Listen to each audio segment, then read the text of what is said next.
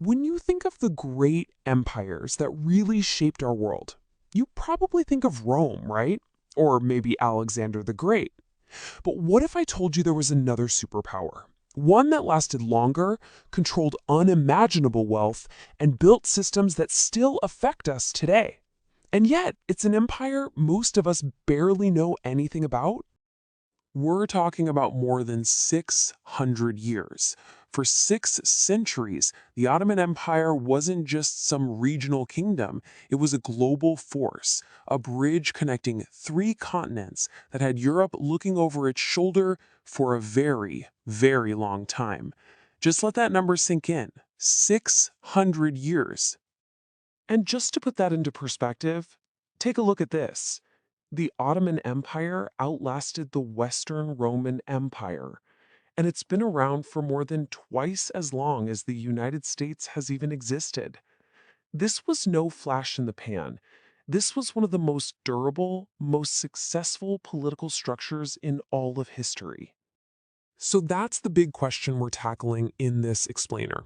How on earth did a small group of warriors led by a tribal chief in the middle of a chaotic landscape grow into a world-spanning superpower? Well, the answer is a total masterclass in strategy, administration, and some seriously clever military innovation. So let's rewind. Let's go all the way back to the beginning and uncover the secrets behind this incredible rise to power.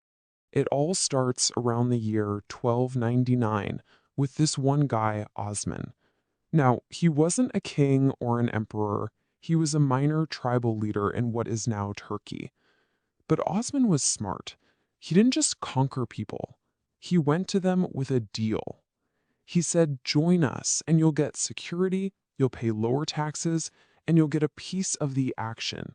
He was building a coalition, not just an army. And honestly, it was an offer that a lot of people, even Byzantine Christians and Greek soldiers, just couldn't refuse. Okay, so from these humble beginnings, the Ottomans started to build the blueprint for their empire, and they came up with 2 systems that were, well, they were incredibly effective and also deeply controversial. These became the engine of their expansion. First up, you have the Devshirme, and let's be really clear about what this was. The state would literally go into Christian villages in the Balkans and seize children, boys usually between 8 and 18.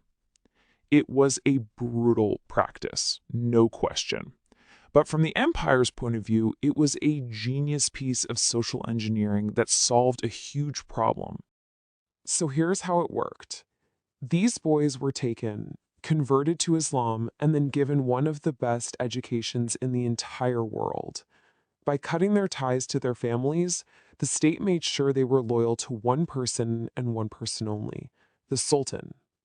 The best of the best became the Janissaries, an elite infantry that used gunpowder and terrified European armies. But the truly gifted could climb even higher, becoming governors, generals, or even the Grand Vizier, basically the prime minister, the second most powerful man in the empire. It was this strange and brutal ladder to power that created an absolutely loyal ruling class. So, with this incredibly powerful military and administrative machine in place, the Ottomans were ready to take center stage. And that moment arrived with what has to be one of the most dramatic sieges in all of history. The city of Constantinople.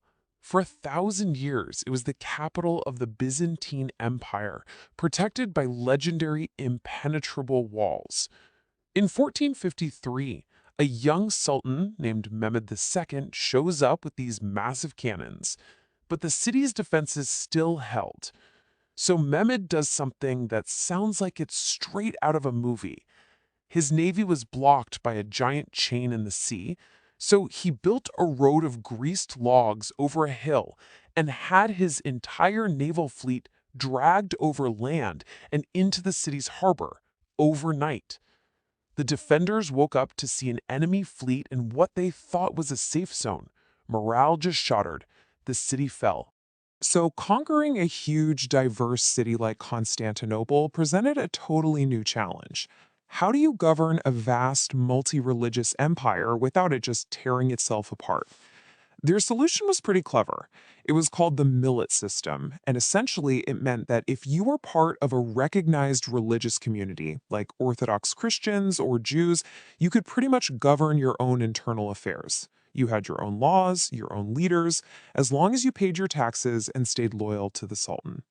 In an age of widespread religious persecution in Europe, this was a remarkably pragmatic way to manage diversity. And this quote just illustrates the mindset perfectly. When Spain expelled its entire Jewish population in 1492, the Ottoman Sultan Bayezid II actually sent ships to welcome them. He reportedly said that Spain's leaders had made their own country poor, and in doing so had made his empire richer.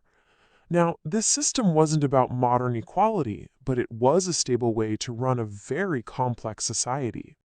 All of this really came together and hit its peak during the empire's golden age under Suleiman the Magnificent. They called him the lawgiver for all of his legal reforms, and under his rule, the empire became a true global superpower, stretching across 3 continents. It sat right at the crossroads of the world, controlling the crucial trade routes between Europe and Asia, and it got incredibly rich by being the ultimate middleman. But, as we all know, no empire lasts forever. And for the Ottomans, the end wasn't a sudden collapse. It was more like a slow, grinding process that took centuries, a combination of decay from the inside and pressure from the outside. You could say a key psychological turning point was the failed siege of Vienna back in 1683. After that, European powers started to slowly but surely push back. At the same time, new sea routes around Africa to Asia meant that European traders could bypass the Ottomans, draining their wealth. And then, from the inside, this powerful new idea of nationalism started to spread, and the empire's different ethnic groups started to dream of having their own countries. These forces all fed off each other for 200 years. World War I was the final knockout punch. They sided with the losing powers, the empire was carved up, and in 1922, the Sultanate, the rule of the Sultan and the empire itself, was officially gone. And if you want a perfect picture of this internal decay, just look at what happened to the Janissaries. The very institution that made the empire so strong became its greatest weakness. They went from being an elite, loyal fighting force to a corrupt political group that would literally overthrow any sultan who tried to reform them or challenge their power. The very engine that had powered the empire's rise had completely rusted out from the inside. So the empire is gone. But is it really? You could say its ghost is very much still with us. Let's take a look at why this 600-year history is still so incredibly relevant today. Just pull up a map of the modern Middle East. The borders of countries like Syria, Iraq, Lebanon, Israel, they were largely drawn by European powers after World War I, cutting right across old Ottoman communities and social lines. So much of the political instability we see in that region today has its roots right here, in the messy collapse of this multi-ethnic empire and the artificial states that were built on top of its ruins. But the legacy isn't just about geopolitics. It's in our daily lives. I mean, have you ever had a kebab or some baklava? You can thank the Ottomans. And that coffee you drink every morning? The whole idea of a coffee house as a social hub first took off in Istanbul, before European travelers brought the idea back home with them. From architecture to language to food, the cultural fingerprint of this empire is all around us. And that really leaves us with a final big thought, doesn't it? The Ottoman Empire built a complex, multi-religious state that connected worlds and shaped global history for 6 centuries. If a power that significant can be so often overlooked, it really makes you wonder, what other crucial parts of our shared history The parts that explain exactly why our world looks the way it does today?